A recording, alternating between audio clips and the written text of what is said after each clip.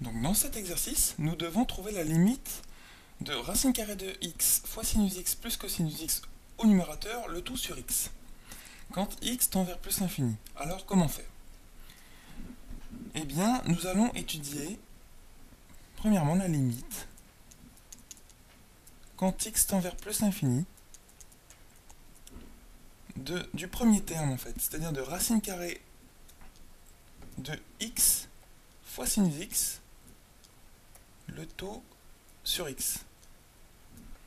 Eh bien, ceci c'est égal à la limite quand x tend vers plus l'infini. Eh bien, on simplifie un petit peu ça et on obtient, puisque x est égal à racine carrée de x fois racine carrée de x, eh bien on obtient limite quand x tend vers plus l'infini de sinus de x sur racine carrée de x. Or, on sait que la valeur absolue de sinus x pour tout x réel, c'est inférieur ou égal à 1. Et bien d'où ça vient ça? Regardez, pour étudier le comportement de la fonction cosinus ou sinus, tracez toujours un cercle trigonométrique. Un cercle trigonométrique, ce n'est rien d'autre qu'un cercle de rayon 1. Voilà. Voilà. Et là, on a un rayon de 1. Quand je prends un angle alpha, vous savez que son sinus, c'est cette longueur-là qu'on retrouve ici. D'accord? Donc en fait, quand alpha évolue, alpha a beau augmenter, diminuer, donc là, si je le fais augmenter par là, le sinus va augmenter, mais il ne dépassera jamais 1. D'accord? Et de la même façon, si alpha continue à augmenter, il arrive à pi, tac, il dépasse pi, il arrive à 3pi sur 2, 3pi sur 2, eh bien, sinus de 3pi sur 2, c'est moins 1. D'accord? Donc la valeur absolue de sinus, c'est 1. Et on revient, on augmente alpha, etc., etc., etc. Donc alpha a beau être n'importe quel réel, sinus est toujours compris entre moins 1 et 1. Donc, la valeur absolue de sinus x est toujours inférieure ou égale à 1. Et ceci va nous aider car valeur absolue de sinus x sur racine carrée de x, du coup, eh bien, c'est inférieur ou égal à 1 sur valeur absolue, si vous voulez, de racine carrée de x. En fait, on a multiplié à gauche et à droite cette inégalité par 1 sur racine carrée de x. Donc ça, c'est égal à 1 sur racine carrée de x, puisque racine carrée de x est de toute façon toujours positif. Et ça, évidemment, puisque c'est une valeur absolue, c'est supérieur ou égal à 0.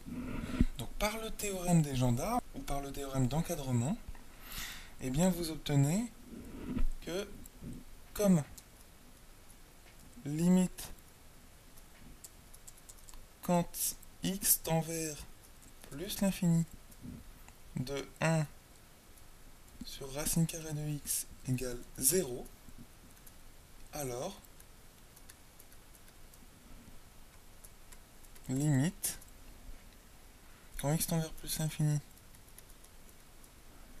de sinus x sur racine carrée de x égale 0 par le théorème des gendarmes.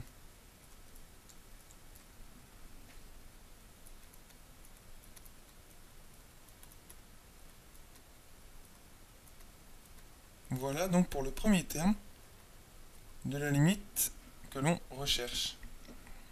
D'accord? Donc je vais effacer tout ça et je vais mettre que cette limite est égale à 0. Donc on s'attaque au deuxième terme, limite quand x tend vers plus l'infini de cosinus x sur x. C'est tout simplement de la même façon que ce qu'on vient d'étudier, comme valeur absolue de cosinus x est toujours inférieur ou égal à 1. Vous pouvez vous aider du cercle trigonométrique pour bien visualiser ça. Alors, valeur absolue de cosinus x sur x, toujours inférieur ou égal à 1 sur x. Attention, hein, pour x, déjà différent de 0. Hein, en fait, on étudie la limite quand x est très très grand, donc quand x tend vers plus l'infini. Donc pour x, ici, il suffit de mettre pour x supérieur à 0. D'accord? Et bien sûr, tout ça, c'est supérieur ou égal à 0, puisqu'une valeur absolue est toujours supérieure ou égale à 0.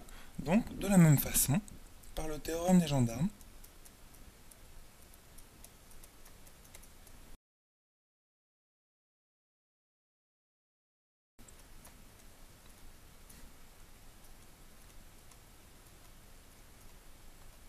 là, je le réécris puisque c'est quelque chose que vous devez mettre sur votre copie. Donc, par le théorème des gendarmes, comme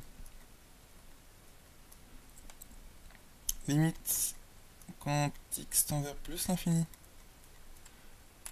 de 1 sur x, c'est-à-dire ici le terme de droite égale 0, et bien limite quand x tend vers plus l'infini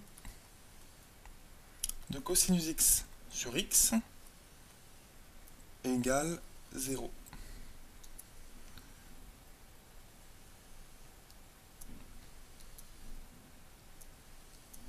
Voilà.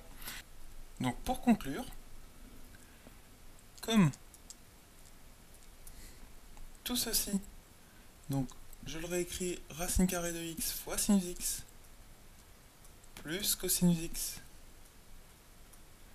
le tout sur x, et bien c'est égal à racine carrée de x sinus x sur x plus loin plus cosinus x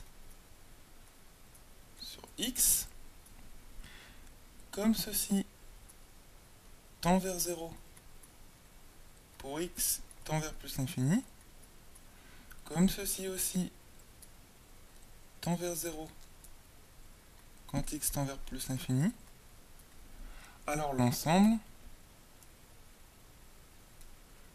tend vers 0 quand x tend vers plus l'infini. Voilà, donc la philosophie de l'exercice, c'est quand vous avez une somme, hein, même quand vous avez une fraction, essayez de remarquer si les termes peuvent être éclatés. Et comme ceci, vous étudiez la limite de chaque terme.